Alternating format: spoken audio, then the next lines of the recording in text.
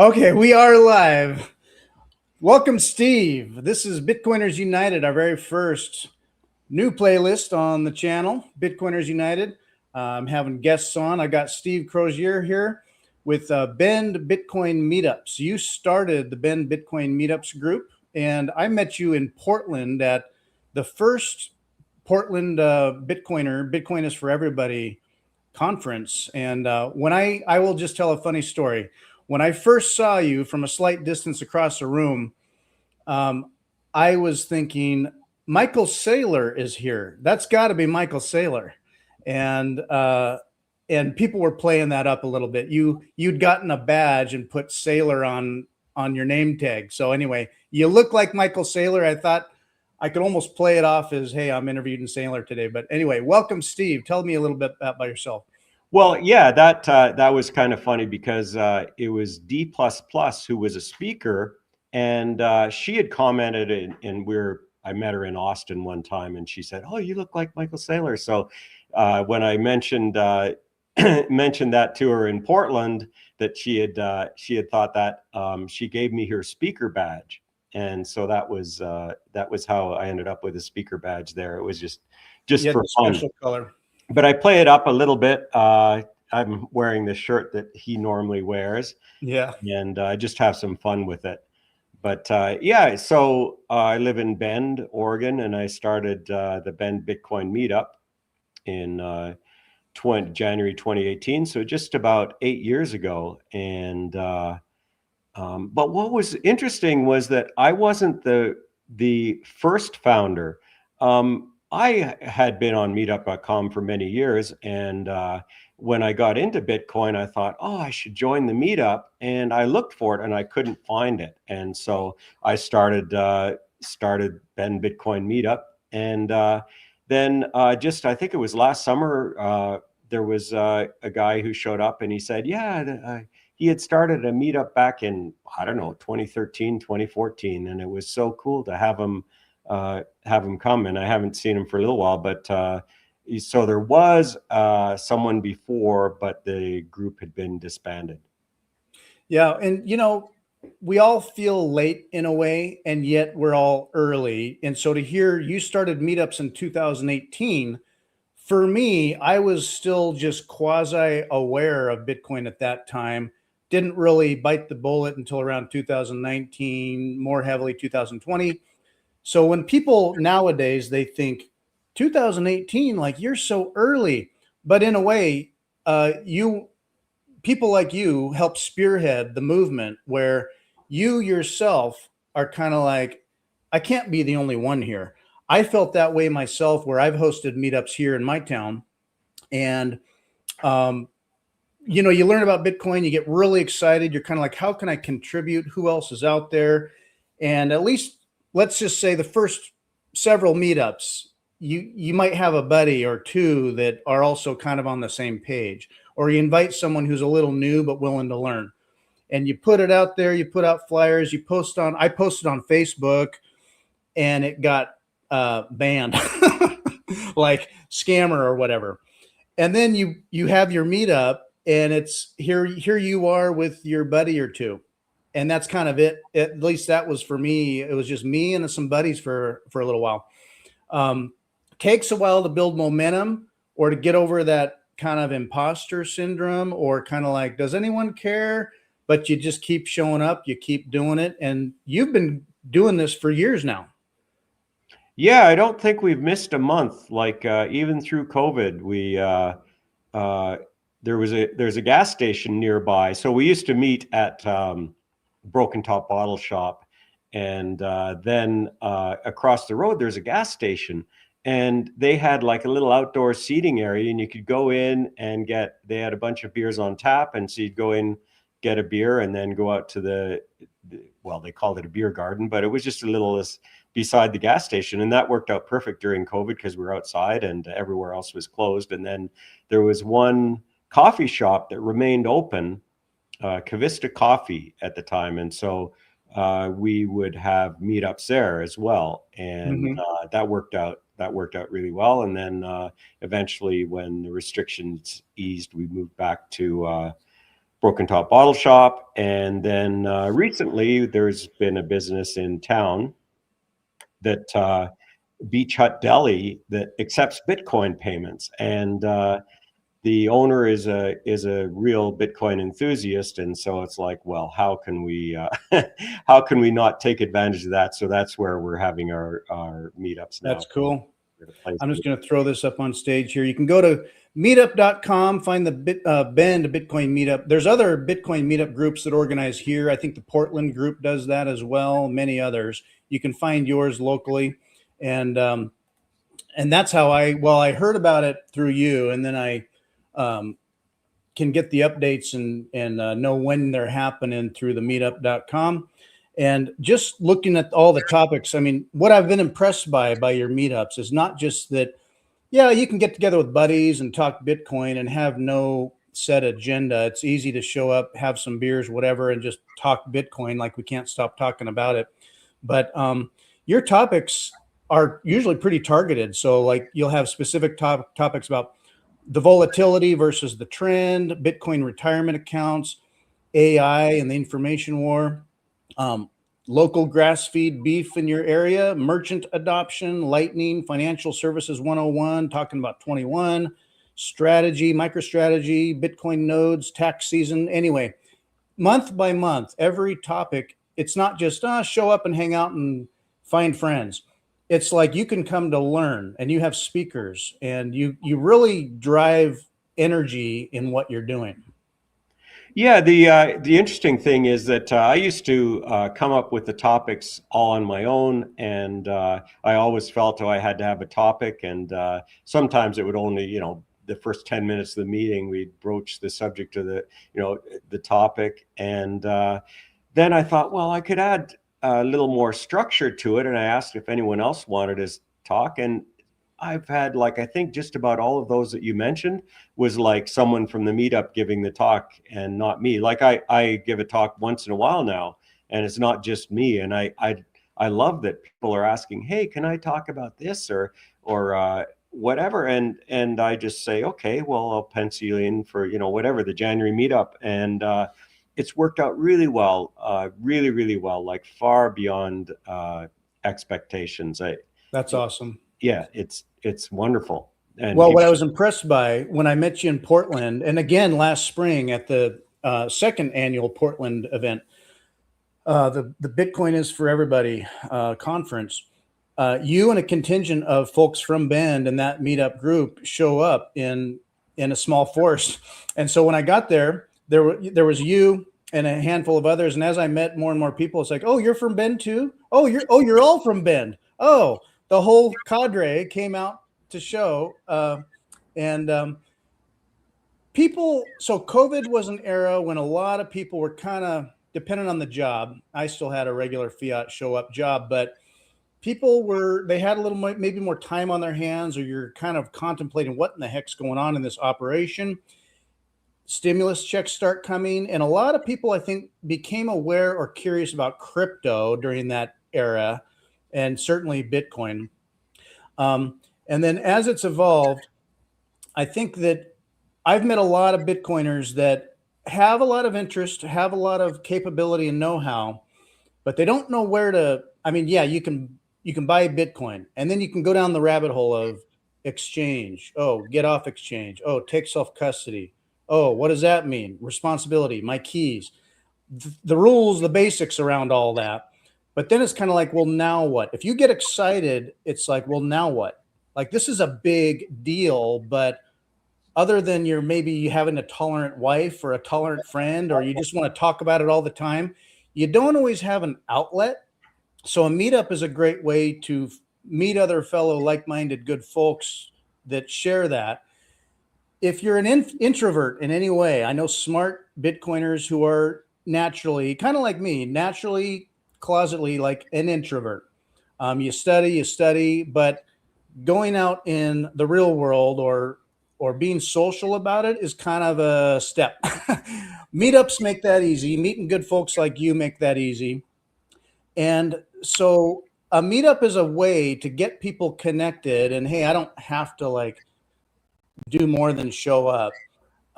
And then you find people that, oh, they're really smart about this particular thing. Or, oh, yeah, I kind of know a little bit about that. Hey, you want to participate on something? Or you reach out to somebody and say, hey, you know a little bit about this. Do you want to talk about that a little bit? And it allows for people to build their knowledge and also their confidence, like just who am I in Bitcoin? Who are my people? And I think it encourages people to kind of break out of any box they may have been in, even as they've discovered Bitcoin already. Have you seen that in people where they start to expand their horizons a little more socially on Bitcoin?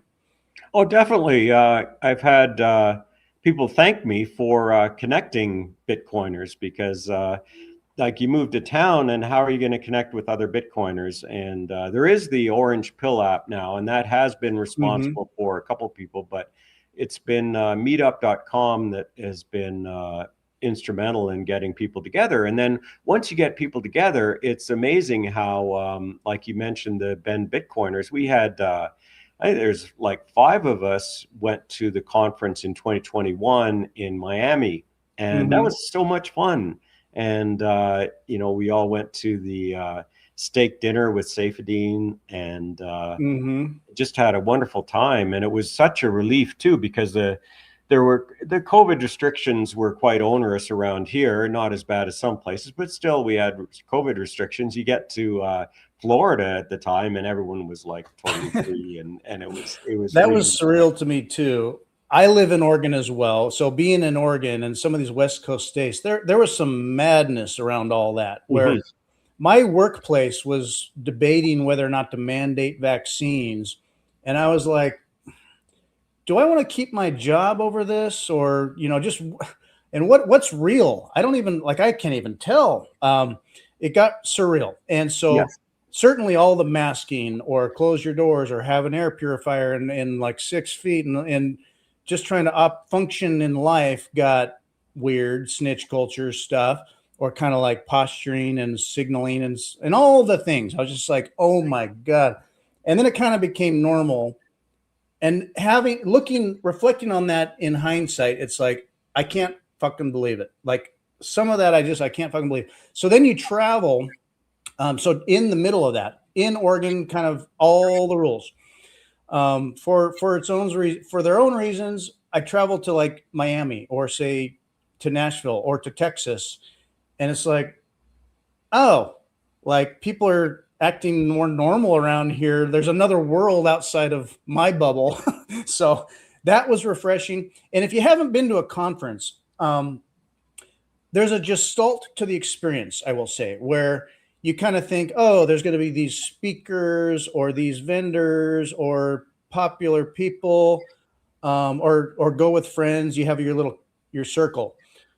It's much more than that. When you end up being there, like I went to maybe half the talks because I spent a bunch of my time literally meeting new people, networking, or like, hey, literally, there's that person right there, and they're accessible, and I can talk to them, and it is greater than the sum of its individual parts.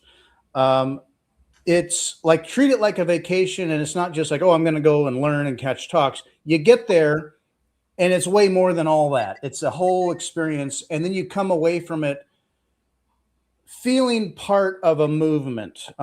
People join for the number a lot of times, of course, and then you stay because you feel this movement and the connection and the big reason behind everything and where it's all going.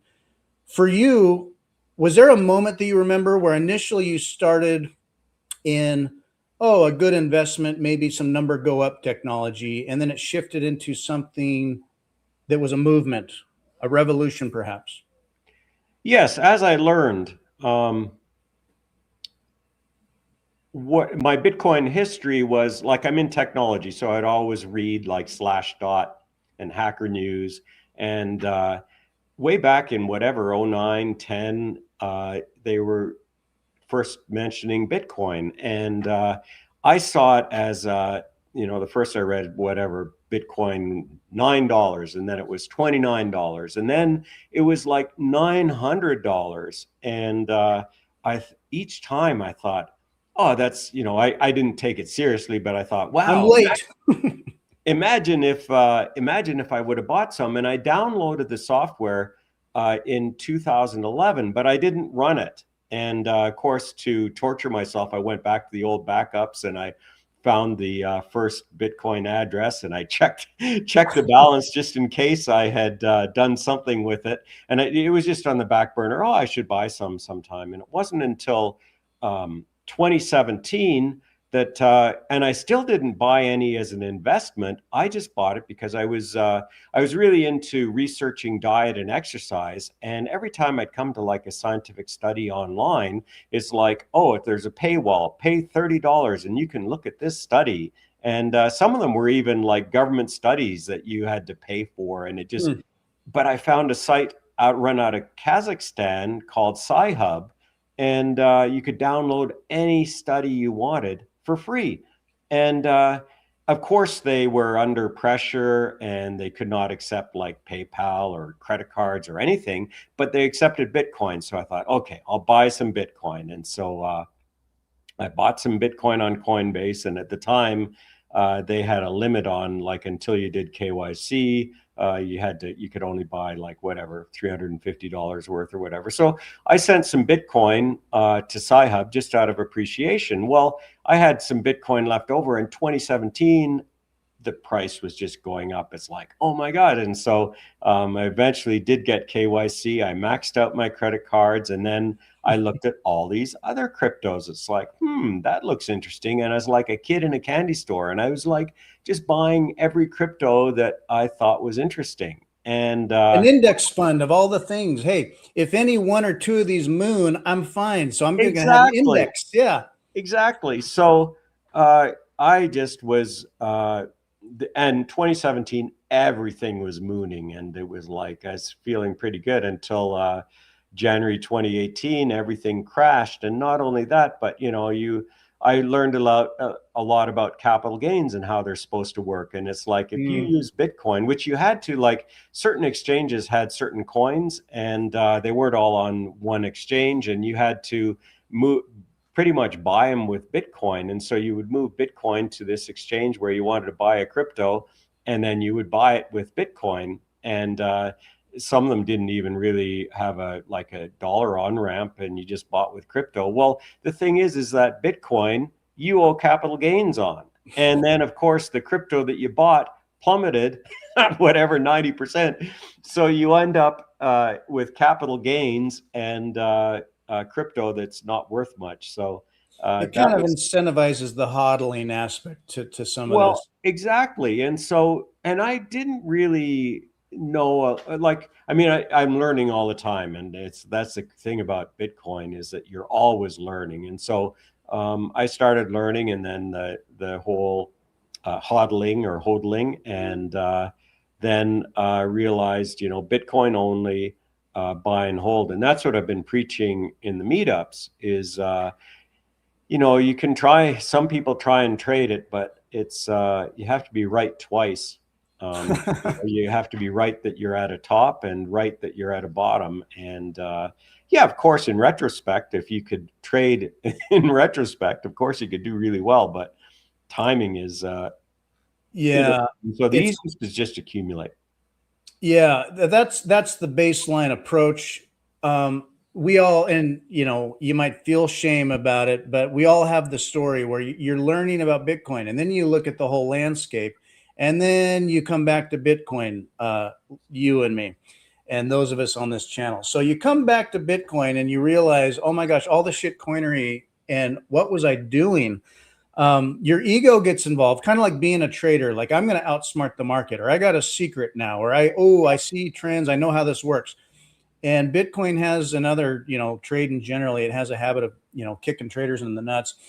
And you rarely do you feel great about it. Like, you buy and it goes down, you feel bad. Or, and I don't sell. I'll buy things with Bitcoin, but you sell and it goes up and you feel bad, or you buy and it goes up and you feel like I should have bought more. You often are second guessing everything about that. And it's that number go up fiat monkey brain that infects all of us. And I have to put that aside and be like, no, why am I in this? It's easy to make a headline over the price. Looking at Clark Moody's dashboard here, let's see. One cuck buck gets you, let me bring this up here. So 92,470 non-federal, non-reserve promissory notes for a Bitcoin. And that is it's almost exactly 22 ounces of gold.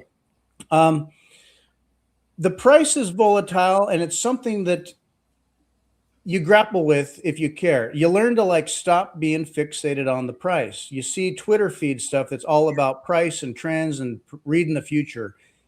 A buddy of mine likens it to astrology for men. Mm-hmm. And it's because you can know stuff about it, and then you can be validated about it, and then be like, what happened? Oh, and you're like trying to understand the constellations. If you understand the fundamentals of Bitcoin and you back off and you zoom out, yes, and it's volatile. But like your story where you saw it in the single digits, and then, oh, it was 900. And then I remember trying to really onboard folks when I'd ridden it up, and then I'd ridden it down, and I'd had to stop and think, okay, I'm still in this for I'm still in it for the same reasons. You know, I'm buying and holding for the same reasons. And it was in the, oh, I don't know. It had hit a low of 15, 16,000, a few years ago. And I was, again, excited telling family, hey, it's on sale. And I gave people gifts, little Bitcoin gifts. And again, you run into kind of okay, interesting, maybe. At best, you might get, oh, interesting. That's eccentric, or, hope it works out for you. And in hindsight, it's like when it's your friends or family and you're like, I told you.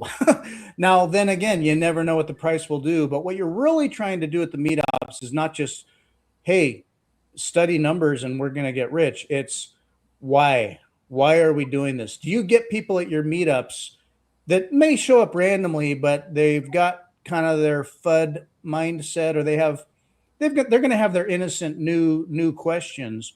But do you ever have people that want to argue?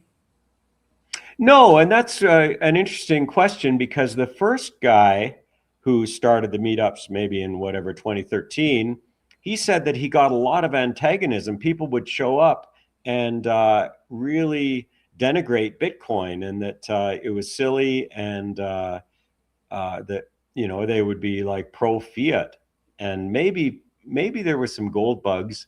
But yeah, he was saying that he did get some antagonism. I've never had any antagonism. So good.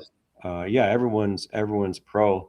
And just as an aside, I wanted to mention that so I was noticing Bitcoin going up like 2011, and I'd actually downloaded the software, and I'd been an early Twitter adopter, so I got on Twitter in whatever 2008, 2009, and I had been following Max Kaiser because I was also interested in finance, and he talked about the stock market and so on, and investing, and but he would not shut up about Bitcoin. And so finally I unfollowed him just because he was tweeting like so enough much already about Bitcoin. And of course, looking back, I kicked myself. But of course, just about everybody, oh, if I would have bought some, whatever. Yeah, go Max. And the genius of that, because he saw from the deep criminal inside of Wall Street and the stories Yes. he has. Oh my goodness. No wonder. I mean, it's just all out. It's like, hey, if this doesn't work, then we're kind of doomed to this dark path. So like, if you get it and you're in, you're in. And if you get it and feel passionate about it, like Max, it's like, go Max, because yes, why was he so crazy rabid back in the day? Well, duh, we can see that now. Okay, so to be that Maxish about it now, it's because it has barely erupted. I mean, you can look at it and be like, oh, wow, it's done all this in such a short time. It's barely begun, honestly. So thinking of the way, you look just like Michael Saylor, and I happened to catch online Saylor's talk at MENA yesterday. So he gave his talk, and I've heard all kinds. I've heard lots of Max Kaiser stuff, and it's kind of like, yep, nope, I get it, I get it. I've heard a lot of Sailor stuff, and as I was learning and learning and got to another level, it's like, okay, yeah, no, I get it. And I'd listen to another Sailor talk, and I'd be like, yeah, no, I get it. He broke down all the different financial service offerings he has now, and the whys and the aspects to them.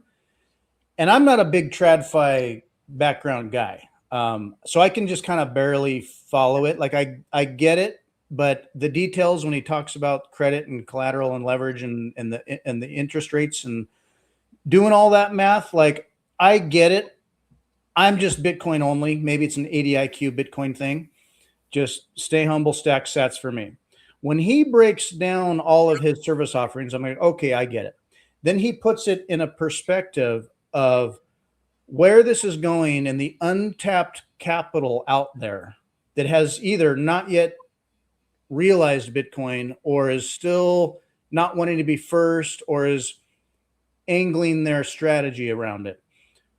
What it tells me is that Bitcoin remains having the most insane potential to explode. One, two, if you follow that out, in my mind, it sort of would indicate like the death of fiat.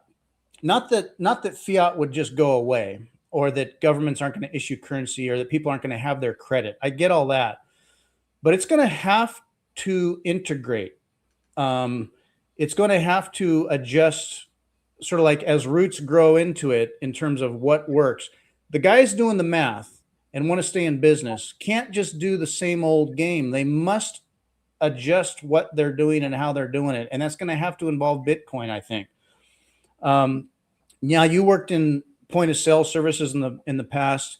You're well aware of, how transactions occur and, people using credit cards. Say, we talked about it briefly off air here, but Square moving payments to their Bitcoin rails, point of sale systems through Square, where between the customer and the merchant, neither one of them have to worry so much now about is one or the other using Bitcoin or not. But if merchants are doing the math, they may be, I've been paying all these Visa fees or credit card fees every month or every year, and I could use Bitcoin. Kind of some big news. It's almost quiet news, invisible to most, but it's a big deal, isn't it?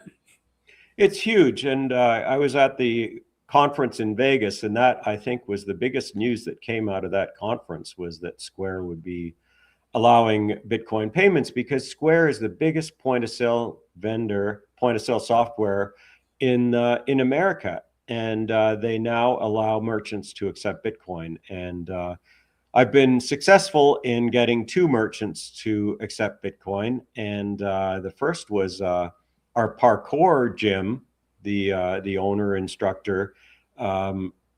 My wife and I go to parkour, like we just do adult parkour. We're not like, jumping over buildings kind of Duck thing. and dive and dodge. But it's great. It's great exercise, and it's really good. I call it eye-body coordination, like, just jumping for a bar and swinging and landing on objects, whatever. It's I think it's really good for you. But anyway, cool. He accepts Bitcoin, and what was interesting was he decided to keep it in Bitcoin. Like, a merchant can choose to have it converted to dollars immediately, so they never see Bitcoin and don't have to deal with Bitcoin, or you can keep it in Bitcoin. And he chose to keep it in Bitcoin. And then the second was the lady who cuts my hair, and she decided to keep it in Bitcoin as well. So whenever someone pays her in Bitcoin, she'll keep it in Bitcoin, and no plans to sell it or spend it, and just watch it. And this is all fairly recently, of course, since I think it was November 10th that Square started allowing it. So of course, Bitcoin has gone down a little bit. It would be really nice if Bitcoin immediately went up, but of course, right. I guess it's more realistic to assume that, there's no way that you can time a local bottom or anything. So anyway, have had some success, and I'm encouraging others in the meetup to anytime they see someone with a Square terminal to ask them about Bitcoin. Yeah, just say, hey, you take Bitcoin. I'm going to pay in Bitcoin, and it plants the seeds. You know, many of these Square terminals, they may not have any real clue, honestly, and it may percolate in their minds or business operations later. It's got to revolutionize or revamp the nature of credit cards and the credit companies, wouldn't you think? If the fees are just different, they can't charge what they charge for the same old what, just to move my money around. It's that much. You think it's going to change like Visa, MasterCard, and them? Yes, but it'll take some time. Like right now, we're still so early. Like, you know, there's only like 5 places in Bend that accept Bitcoin now, and none in like Redmond, none in Sisters, which are, you know, local communities. And I just think that it's going to take time. But yeah, I think it's in the cards long term, but how long it takes, you know, um, things take a while, and I think we're still very early. I think there's an aspect to this as well, is that um, to a lot of people, they may never self-custody Bitcoin. They may never think much of Bitcoin. They're just going to operate in their normal lives. But the rails or the infrastructure behind the scenes will realign, and things will just get better. And they won't know why. It's just kind of like, you know, businesses are operating differently, or financial services are operating differently, and the deal is better. The money is getting harder or better, maybe, if they stop to think about it, or if the dollar has to, you know, The other reconcile its chickens. They may not notice, or they may not know why things are changing, but we'll know that Bitcoin forced everything. I just think to a lot of people, like, the world will change, and then in the background they heard of Bitcoin, or, oh yeah, Bitcoin's a thing. Maybe I could just get some as well. What does that mean? But to a lot of people, they'll buy and sell like they do, or their credit card occurs differently now. But they're not thinking Bitcoin every day like we do. But Bitcoin nevertheless has changed everything. I could see that happening.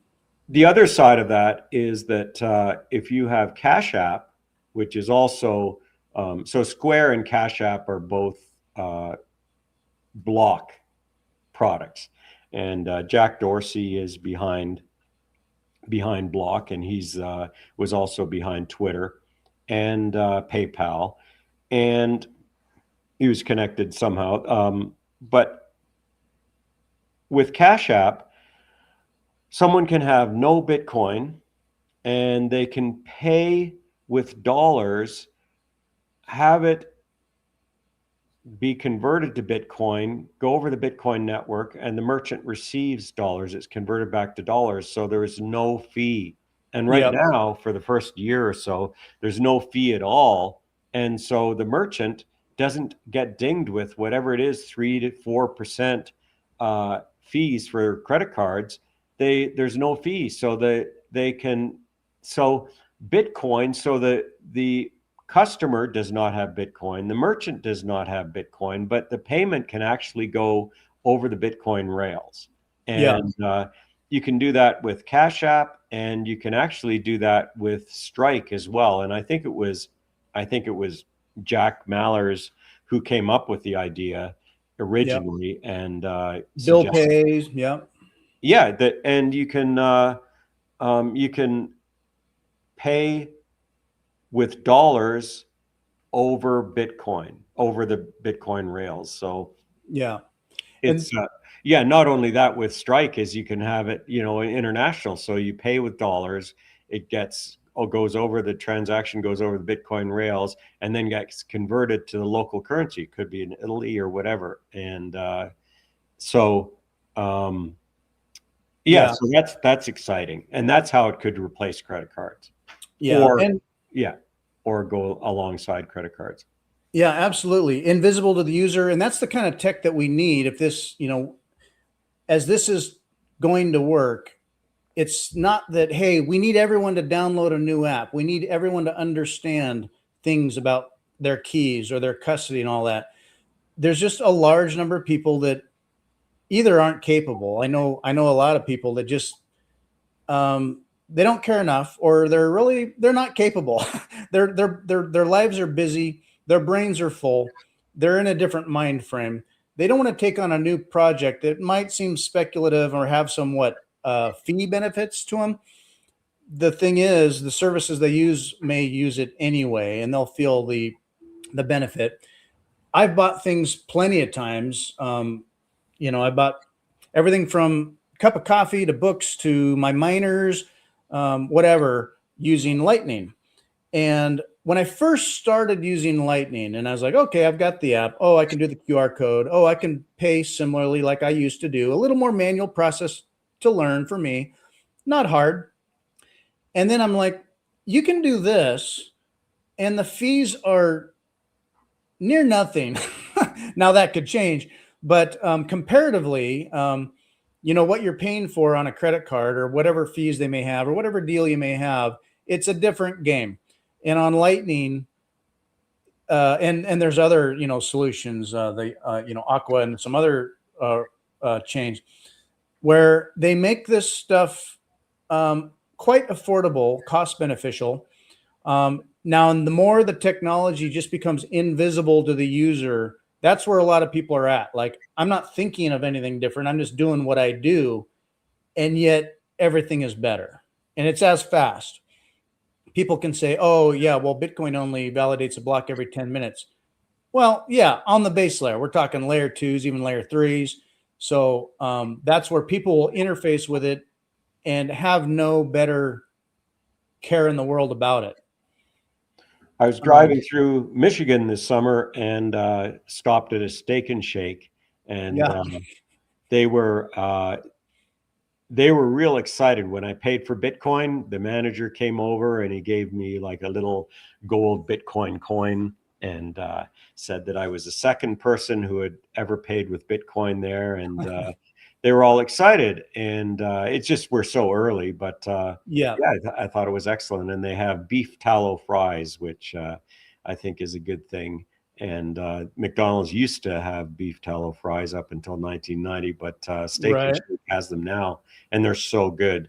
And yeah, and you can pay with Bitcoin at Steak and Shake. Now they're only in the East, and but I think we'll see more and more places accept Bitcoin. But Steak and Shake was one of the first, and so I stopped there, and a couple times actually, Indiana and Michigan. So yeah, it's for those yeah, who know, yeah, you want to support the merchants that support Bitcoin, and every time you go and you do a transaction and Bitcoin is mentioned or whatever, it's just seeds being planted. People start to think about it. The whole fries and beef tallow thing getting into our fiat food, and that Bitcoin it's that crack in the foundation of things that opens up into a whole world of everything about the air we breathe that is invisible to us, of why things are the way they are, where our food comes from, where our money comes from. And you start thinking about all this stuff. So you can just be like, I mean, I've had my paradigm shifted continually over the years. And like, even just this past week, I'm reading some stuff and a buddy of mine working on some things, and it'll hit me like, oh my gosh, I never thought about this whole aspect to it. And again, it grounds me not just in Bitcoin, but in the entire world shift. It makes me, I could say bullish. Bullish sounds fiat almost, but like there is the potential here for a kind of a golden age where the legacy systems might claw their way avoiding it, but they can't avoid it. Michael Saylor's talk made that clear to me. They can't avoid it. Why would you play that old game that is diluted? Get in, call it a game if you will, but get in on the new tech and the way things are going, where it's going. You're smart, so just do it. Go out there and do stuff. Have you ever? So when you mentioned to me about a little bit of consulting work you've done for people, or entertaining that aspect of side gig type work. I've talked with plenty of people that maybe they get excited and they're interested, but then it's kind of babysitting somebody new and trying to teach them responsibility.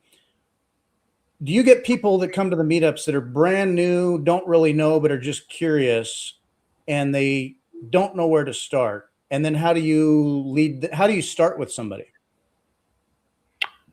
Well, they're already interested, and so it's more technical, like how do you take, what's the best way to take self-custody? And people would ask me and then offer to pay me. And initially I was like, oh no. And then I was thinking, well, if they want to pay me for some technical advice, and what's interesting is customers have referred other people to me. Like one guy who's never been to a Bend Bitcoin meetup, and he had wanted some advice. And I often find, well, for me, I like the idea of unchained for like retirement accounts, because you can still have custody. Mm-hmm. And unchained in general, I have recommended, just because there's someone to call. Because the thing is, you're used to, in the fiat world, you're used to always being able to call someone and Right. get a hold if there's some mistake or whatever. Well, with Bitcoin, there's no such thing. And except for places like Unchained. And so anyway, Yep. I'm a big fan of Unchained. And so I've recommended them so that they have someone to call. Other than that, just the mechanics of self-custody. And that's been the, what type of hardware wallet to get, and how to take care of your seed words, and what your priorities should be. Yeah. So Years ago, I mean, I'd have my own questions about, okay, so I'm going to get a hardware wallet. Which one? How does it matter? Oh, exposure to risk interface, supporting shitcoins, Bitcoin only. Okay, I can do that. And then doing the test transactions. Even for someone like me that, like a coworker or someone from the outside would be like, oh, you know everything about Bitcoin. And I'm like, I am still learning. I'm still learning so much. Like, yeah, I'm the Bitcoin expert. And yet I feel like I got to be careful with what I do at times, or make sure I know what I'm doing. You make a mistake one time and you're like, oh, well, that was dumb. Yeah, I got to be careful. Those companies, so River, Unchained, Swan, they can move retirement accounts and handle things. For a lot of consulting question type needs people have that may run the gamut of random stuff. The Bitcoin way is a good route to take for some people. You can make a call, get a free consultation, see what you need, where you're at. Do you need more? Because people will have all kinds of random questions sometimes. And if they ask me, granted, I don't mind donating some time and advice and helping people, but it's kind of like, I got to think about how much time do I have to maybe shepherd someone along, what, forever or every time, and or getting entangled in, like, this is not financial advice. I've gotten some people off zero. Like I got someone off zero when it was like, oh, recently, and it was around 100 and 110, 100 teens. And after kind of like years of FUD from them, they got off zero. And the price went up and you feel good. And then the price goes down and they're like, what? I thought I was going to be a millionaire. And you're like, yeah, I don't want to have to think about your financial situation. You either kind of get it or you don't. We can talk about it, but there's the technical aspect to it. You can help shepherd them along on the technical piece. Then again, you also kind of wish and hope for them that in their fiat brain, it feels good because you go through these cycles where maybe it's not as easy to feel like, oh, I'm doing great. It's more like, okay, I can buy cheap sets. That's why I feel good right now. It's like you can buy under 100,000 right now, cuck bucks. So, yeah, managing other people sometimes is something to navigate because you want to maintain relationships, but they're coming at it from all kinds of random places. But I do encourage people, number one, it's like, okay, get off zero, take self-custody, and then you've got a piece of paper, say, that came with your hardware wallet. You want to galvanize that stuff. So I'm going to play a quick thing from our sponsor here. It's a good self-custody solution. Bear with me. MicroSeed is the best way to take self-custody. One single MicroSeed kit allows you to stamp as many seed phrases as you want. MicroSeed comes with stainless steel washers, a titanium washer, and even a nylon washer. And you can fit all 12 or 24 words on one single washer. With promo code FRITZ, you'll get 5% off your order. Get the kit and crank out all the keys you'll ever need forever.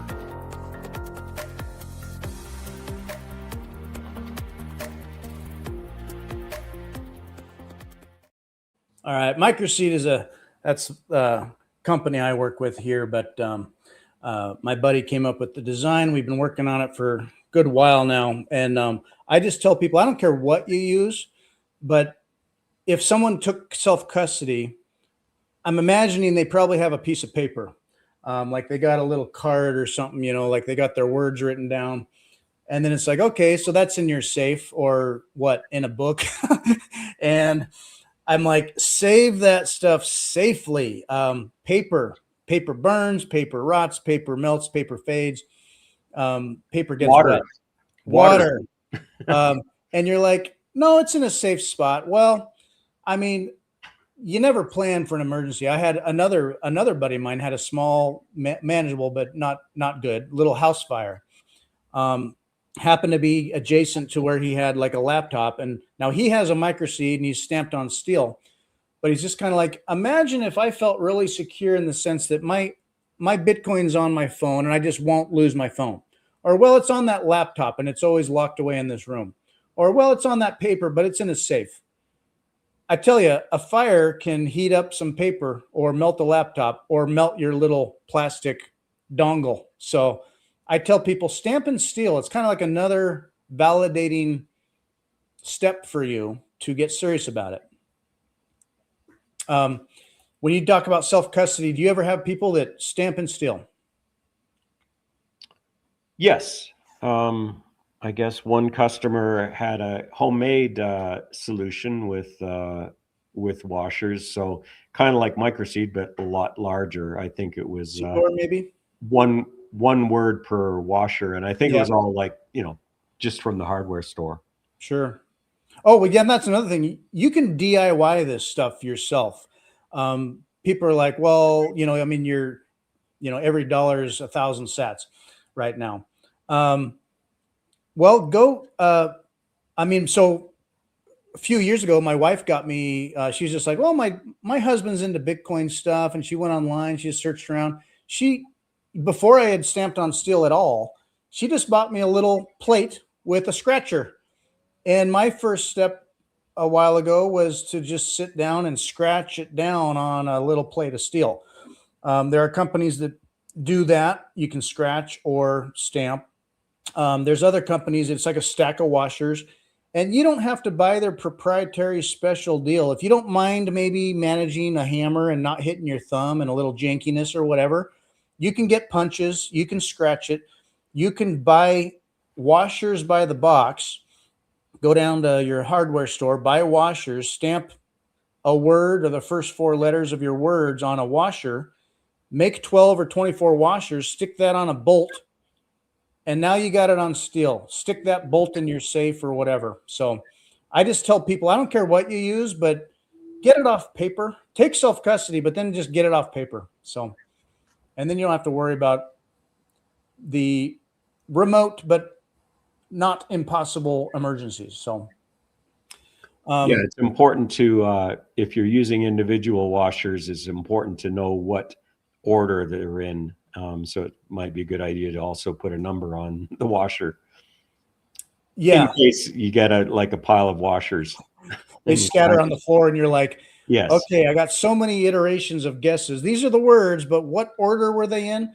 Yeah. So that's where MicroSeed is so good, because you can, all the words are on one washer, right? They're all on one washer, and people are like, well, how do I know where to start? Whatever. Do whatever you want. When you stamp or scratch, scratch out or stamp number one, first word.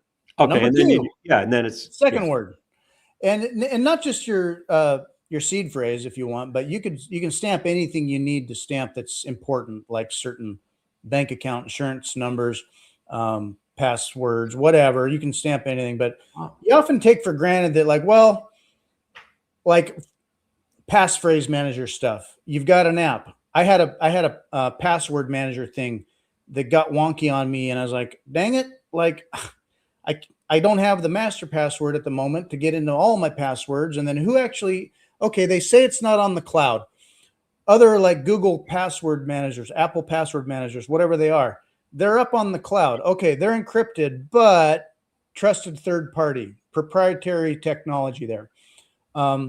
When it's Bitcoin and you got a seed phrase, don't put it on the cloud. Don't take a picture of it. Don't have it anywhere, but I would say on steel and securely safe, multi-sig, if you will. So, you start thinking through more and more fundamentals of it. If you're going to take self-custody, some people don't want to manage that. I get it. They may be dabbling elsewhere.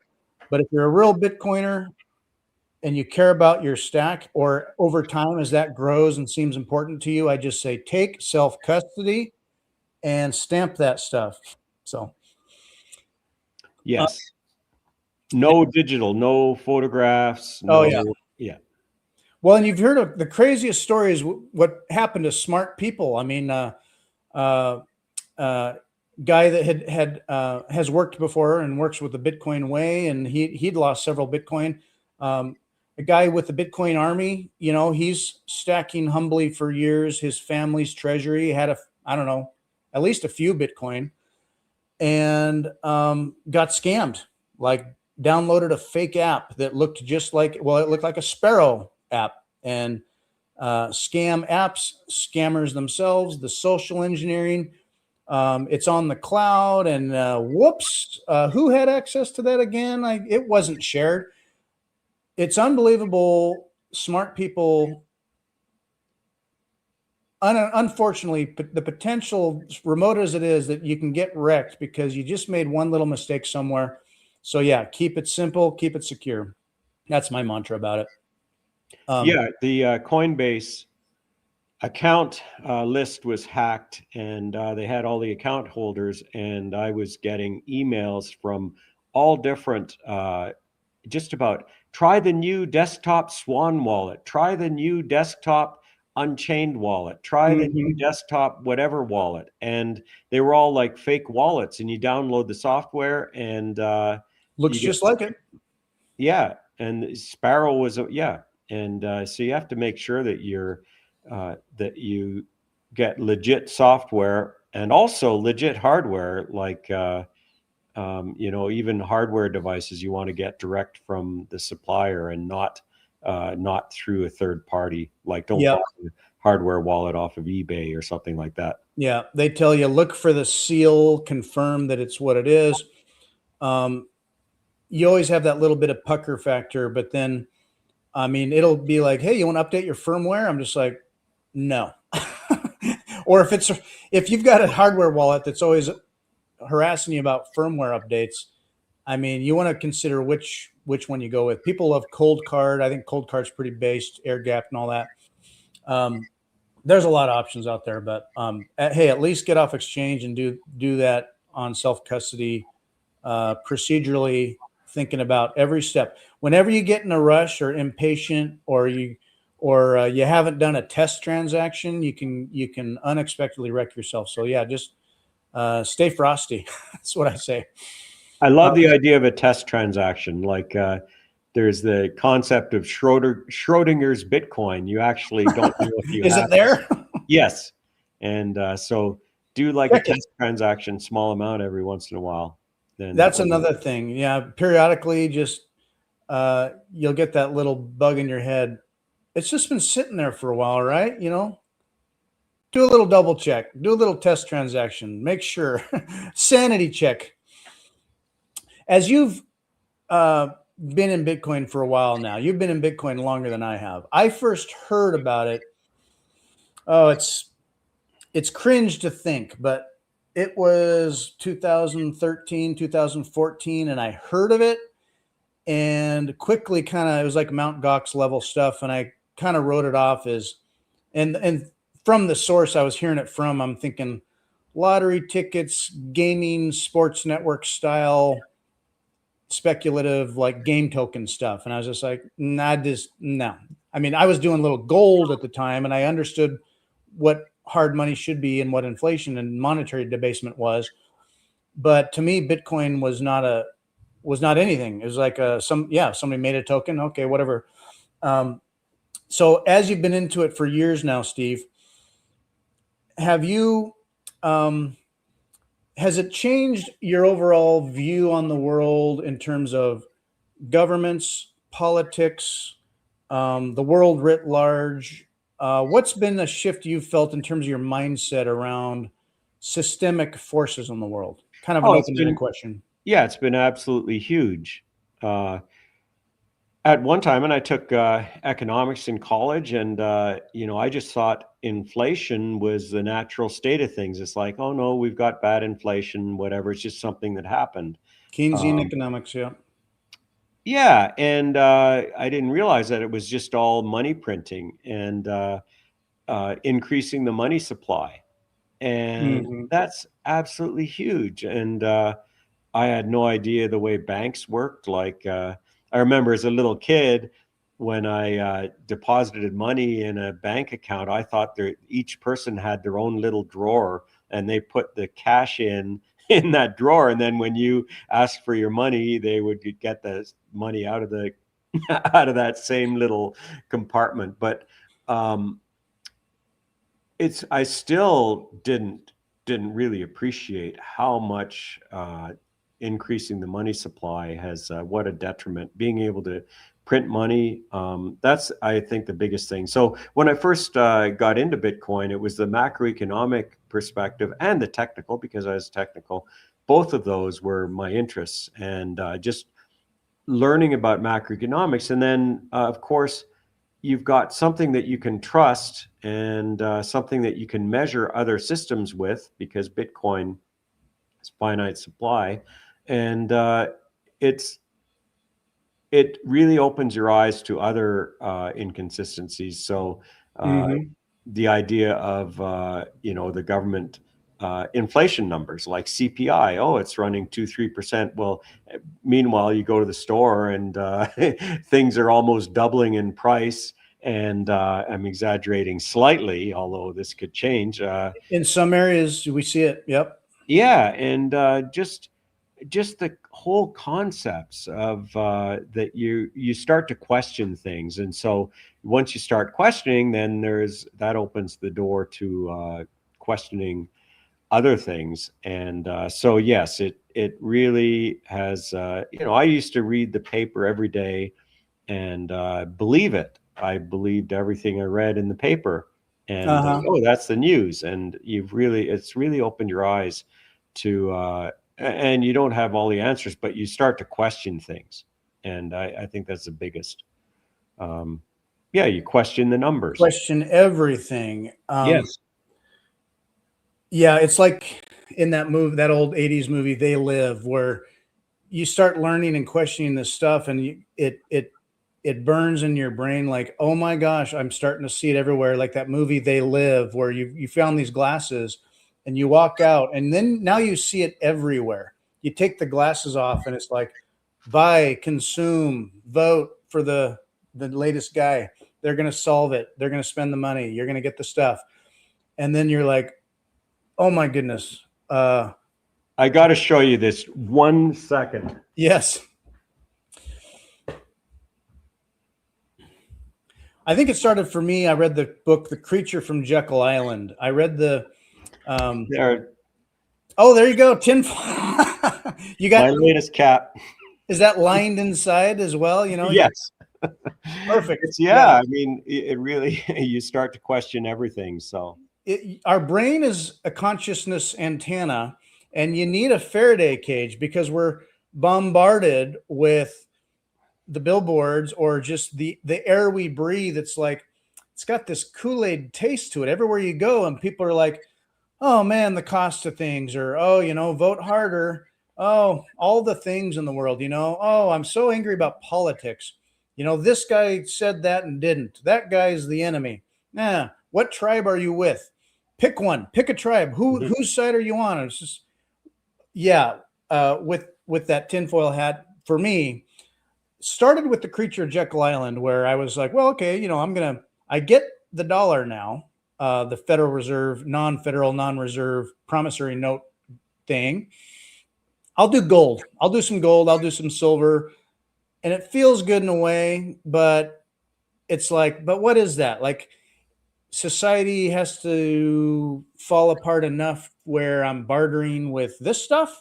And then what is that economy like? I mean, that's very localized, or what am I going to ship this stuff? Do I have to like hand it off in person? Do we start doing our own paper notes and promissory notes?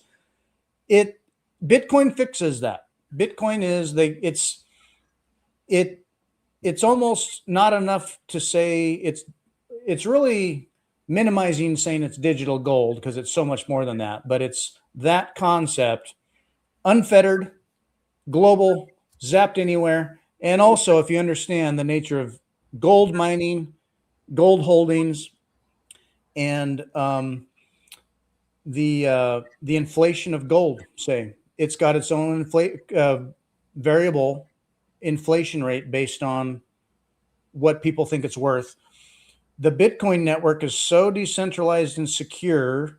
Granted, we need more nodes. Run a node. That's my other little mantra. I'll just say, folks, if you're not running a node, run a node. We need node runners out there. Hash if you can. You can get little. I've got my little miners up there. Contribute a little hash just for the, not being symbolic about it or otherwise, but you're contributing. You got skin in the game. You're learning about it. You're taking self custody. Run a node. Bitcoin is decentralized and secure, better than anything else I know, and hopefully that simply continues. We need it to be even more decentralized and more secure for the sake of humanity. That's my big soapbox. Awesome. Yeah, agree 100%. Do you ever have negative concerns or feelings when do you ever feel the volatility hit you, or do you ever worry about things out there when I could say the knots versus core debate. I don't want to get into that, but it's easy to say, oh, this and that and the other. The reason I call this podcast Bitcoiners United is because we are united on a huge realm of things, and then we'll fight over certain details. What in your world ever feels concern or doubt in any of this? Well, I guess the financialization, I can see both sides to it, but when MSTR first came out, there were people were quite interested, and it became more about MSTR and all the MicroStrategy products, now strategy, all the products, and it seemed that excitement was waning on Bitcoin itself. There was a big distraction. So, right. And then of course I hate it when people get wrecked, like by something like Celsius, which went bankrupt, and they were lured into buying because of the dividend or yield or whatever. Where does the yield come from? Exactly. For myself personally, I was a little bummed at GBTC, the Grayscale Bitcoin Investment Trust, because of retirement. And the only way that you could buy it at the time, there were no Bitcoin ETFs. And so you had to buy into this trust, and they're selling it at a premium. And it's like, oh, well, you really have faith in the underlying or trust. And but meanwhile, that premium went to quite a discount. And so that was a bit of a bummer. And I think it was a major, major change when Grayscale won their lawsuit against the SEC and were allowed to have an ETF. So they converted to an ETF, finally everything was good. But that was a period of time where it was a bit of a bummer because it went from a premium to a discount. And so so I guess there's a little common theme there is anytime you get away from Bitcoin and self-custody Bitcoin, like into other cryptos or whatever, that to me is a bit of a bummer. The excitement shifting away from Bitcoin and Bitcoin self-custody. That would be my my little bit of feelings negative. I think my feelings are aligned on that in that direction. It's sort of like, okay, so I get people off zero, but the only way they know how is through their trusted broker at Charles Schwab, and they do the ETF. And I'm like, okay, I mean, it's a step. You don't really hold the Bitcoin, but you're not FUD. It's a step, and maybe they can do more later. I worry that when the ETFs first came out, and it was the Gary Gensler years, and at one hand, I was excited by the system bending the knee a little bit, or at least they know they got a adapt or die at some level, and yet all the money moving in through the ETFs, I'm like, it's validating to traditional trust in the system that's growing, and yet it also can be a walled garden or that cage where, oh, we're getting so many people on Bitcoin now, but nobody really controls their own Bitcoin. So not that they're going to rug pull them immediately, but years down the road, I'm just imagining who's in charge of government, what laws get passed, what rules get enforced. Oh, for very plausible reasons, you can only withdraw 5,000 a month, or 5,000 a day, say, or 5,000 a month, or they're like, you have Bitcoin, but with strings attached. Another aspect to it is people getting levered. You feel late. You got the FOMO. I want more. I've certainly been there. You bought on credit card. I've bought Bitcoin on leverage. It's a risk. Yeah. It's a calculated risk, not financial advice, but it can be gambling for people because you know the math, so it's got to work, right? Well, the universe is more patient than your bankroll. And so even as certain things may be inevitable, don't wreck yourself getting over your skis. So I get worried about the leverage. Now now I think it's a great service. So like, for example, 21 went public, yesterday? IPO on 21. Yes. I love Jack Mallers. I love the energy. I think he's pretty darn based and his heart's in the right reasons. Now they're also a business that needs to make money, and they're working with a large traditional system. You can do Bitcoin backed loans. So, okay, yeah, you own Bitcoin, say, you can get a loan off that. That could be a valuable purpose to do that for somebody. Somebody may be in a situation. You don't want to necessarily lose your Bitcoin, but you need a little cash now. Granted, people take loans out all the time for all kinds of reasons. I just hate for people to feel like they have Bitcoin and then, oh, gotcha, you didn't. Or things get hard, the economy changes, your life situation changes, and you lost what was going to be your family treasury, perhaps. So I worry about that stuff. Well, it's been over an hour. Steve, it's really been great having you. I appreciate all the time you're giving me this morning for our very first Bitcoiners United live podcast. Thanks for everybody for joining. We're running out of time. So Steve, do you have any final thought that you'd like to share with us today? Anything I haven't touched on or mentioned? Yeah, not really. I just would sum up. We're still early. It's amazing. Like you think you're late, but I think we are still early, and we've got a fascinating time to be ahead. And this is big. This is really big. It's an amazing time to be alive, and we finally got a sound money, and it'll be interesting to see it make inroads. It's the whole time that it's been making inroads the whole time that I've followed it, and steadily. It's a fascinating time.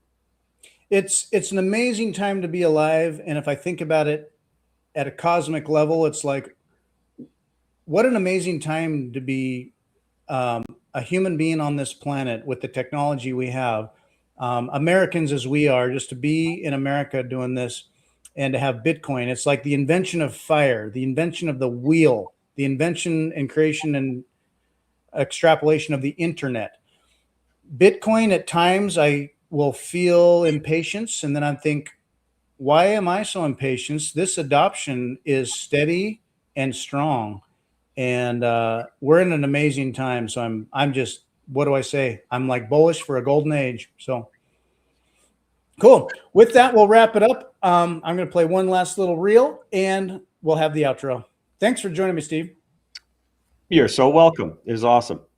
Thank you. One single MicroSeed kit allows you to stamp as many seed phrases as you want. So check this out. You put your washer in here, you set the table, you grab your punches, and you tap, click, tap, click, tap. Stamp whatever you want, however you want it. It's tiny but clean and aligned.